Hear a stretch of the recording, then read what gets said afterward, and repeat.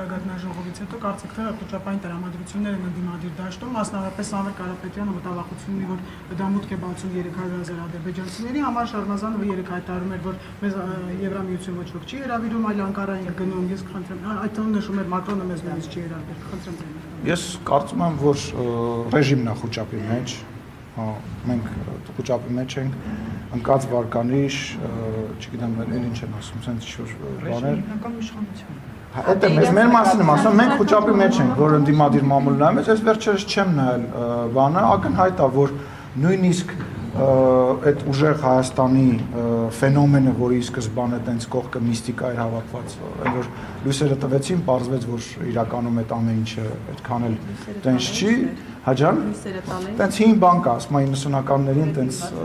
չգիտեմ, բաներ, հետո լույսերը տվեցին, ակնհայտ դարձավ, որ դա տենց չի, հիմա լույսերը տվեցին, ակնհայտ դարձավ, որ այդքան էլ բան չի, ինչ վերաբերում է Սամվել Կարապետյանի խոսությունին, նախ ասեմ, որ շատ դժվար է, ես խորհուրդ եմ տալիս, այնուամենայնիվ այդքան փողի մեջ տուն գալացող բաներ կան, ուսուցիչներ կան, թող հայերեն պարապի, որովհետև այդ վանկերով մենք կարող ենք sense խոսալը ու 50 կտորով մոնտաժ անելը, համեն մոնտաժնիկն է մեղք, հա մենք ենք մեղք, ստիպված քաղաքականությունից ելելով լսում ենք, թող մարդ կան չի պարապի հայերեն լեզուն,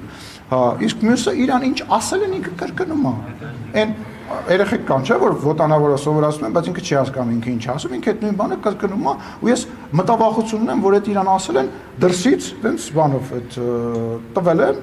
եւ ինքը այո շպարգալկով տվել են, ինքը դա ասում է, ու իմիջիալից մի հատ բան ասեմ ձեզ, օրինակ քաղաքացու օրը ես նկատեցի, որ կոնկրետ նարատիվներ կան, որ գցվում են դաշտ եւ կոնկրետ լրատվամիջոցներ եւ կոնկրետ մարդիկ սկսում են այդ նույն բանը կրկնել, որ մոնիտորինգ անեք, կտեսնեք։ Ինչ վերաբերում է միսիցում մեջ հարցից։ Լսեք, լավ էլի, ես Էդուարդ Շարմազանովի մասին վատ բաներ չեմ ասում, ուղղակի համարում եմ, որ այդ տղան այնց ինչ-որ տղա է, որ ինքը իր Աշոտյանը, իր Սերժ Սարգսյանը, թող իրանք 3-4-5 հոգով լրվեն։ Պարզվենյան, դուք ասում եք խոսքի ազատություն եւ այլն, ճիշտ է, մենք բարեբախտաբար Բելարուս չենք, բայց ինչի բարեբախտաբար Բելարուս, ինչա որ Բելարուսում հրասությունն չկա խոսքի հա ազատություն։ Հասկացա։ Բայց հեսա մի հատ նոտար կո այդ կապած կա։ Այնպես չի, որ Հայաստանում էլ ամեն ինչ հոյակապ է, վերջին զեկույցով Հայաստանը 34-ից տեղը զիջել էր խոսքի ազատության առումով 50-րդ տեղը եւ այդտեղ նշվում էր դատական հայցերը, ճնշումները լրատվամիջոցների մեջ, դուք առաջամարտիկներից եք լրատվամիջոցներին դատի տալու հարցով, ըստ էության նաեւ դրանք են նպաստել, որ Հայաստանում խոսքի ազատության առումով ինդեքսը նվազել է։ Ինչ պետք է անի իշխանությունը, որ կրկին նախկին հորիզոնականներին Հարկ երկիրը եւ աշխարհը դա կենթանի օրգանիզմ է։ Ինչ որ իրավիճակներ են փոխվում, նախընտրական իրավիճակներում ավելի շատանում, ավելի խախանդ իրավիճակում ավելի փոփոխություն է տեղի ունենում։ Իմ համար ամենակարևորն է, որ ձեր ասած 50-րդ տեղը շատ ավելի բարձր է, քան ԱՄՆ-ի եւ մեր բոլոր հարևանների խոսքի ազատության, մեծ գերտերությունների, մեծ ժողովրդավարական պետությունների հետ համեմատությամբ։ Իհարկե պետք է ձգտենք լինել Նորվեգիայի, Դանիայի հետ։ Դելեսի առաջի, երկրորդ, երրորդ տեղի հետ ես ուզում մրցես, իհարկե դա նպատակ եւ երազանք է եւ լավ կլինի, որ մենք տենց լինենք, բայց ես համարում եմ, որ այս փուլում այն խոսքի ազատությունը, որը որ կա, գերդոզավորված է։ Իմ կարծիքով մենակ այն բանը, որ այսօրվա լրատվական դաշտի 90% ընդդիմադիր դաշտին է պատկանում, 95%-ը դա ինչի մասին է խոսում, ուզում եմ հասկանամ, կամ այսօր ով ինչ ասելուց առաջ է մտածում, որ իր խոսքը կսահմանափակվի, ով ինչ ասես, ով այսօր ինտերնետ ունի, լրատվական միջոց է դարել, կամ բլոգեր է դարել, կամ շրջքննադատ է դարել։ Բայց իշխանությունը հետևություններ կանի այդ զեկույցից։ Իհարկե, միանշանակ նույն դատական մասով, դատական, տեսակ օրենսդրական փոփոխություն արեցինք, նաև ժամկետները կրճատեցինք եւ այլն, ինչ վերաբերում է առաջամարտիկների հետ կապված, հարգելիս, բա ես ինձ ոնց պաշտպանեմ, ես ամենակննարկվող, ամենաակտիվ քաղաքական գործիչներից եմ, հիմա ամեն մեկը տենց գա հեռախոսը միացնի եւ սեռական վիրավորանք տա, ես էլ ասեմ, դե մենք ես հանդուրժեցի, որտեվ առաջ ինքը իր մտքով նույնիսկ չեր անցնի նման բանաներ եւ քո մտքով էլ չեր անցնի,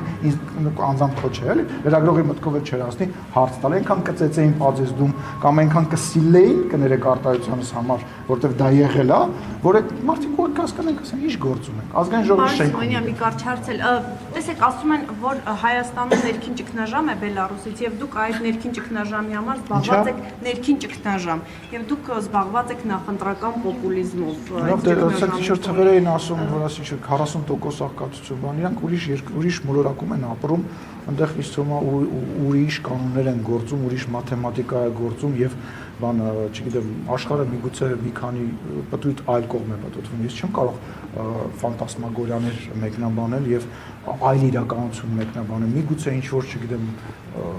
ուրիշ տեղ, ուրիշ բան են մտածում։ Դուք գիտեք, չէ՞ մեր աղքատության թվերը հրապարակված է դա։ Դուք գիտեք, չէ՞ որ տենց ներքին ճգնաժամ, ինչ ներքին ճգնաժամ, մի համերգից մյուս համերգ են գնում, մի մարդուն դիմավորելուց մյուս մարդ դիմավորել են գնում, մի պետության հետ, մյուս պետության հետ փաստաթուղթ ստորագրել են գրում, ել չեմ ասում, հա? Այդ 3 օր է, հետո։ Լավ, Նարեկ ջան, այդ ավել երկիր չկա հիմա 46 երկիր եկել է, հիմա մնացած երկիրներն էլ կգան միանշանակ վստահ եղի, բայց ասենք երբ ասես բան եղի, իսկ մեզ քննադատող երկրի կարծում եմ ղեկավարը պետքա իր երկրի մասին նախ եւ առաջ մտածի, իր երկրի ներքին կայունության մասին մտածի, խոսքի ազատության մասին մտածի, քաղաքական անկախության մասին մտածի ու շատ չգիտեմ, կարտոֆիլի աճման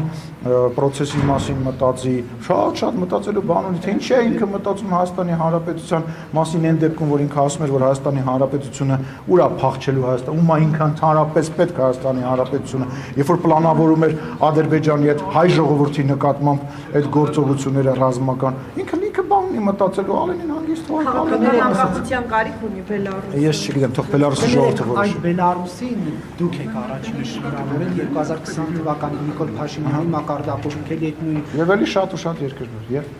եւ այսօր խնդրահարույցերին եւ լսի Հայաստանի Հանրապետությունում կեղծված ընտրությունների ժամանակ եվրոպական շատ ու շատ երկրներ նույնպես շնորհավորում են եւ նույնիսկ ասում են, որ սա մի քայլ առաջ է, որտեղ դա քաղաքականություն է։ Դու պետք է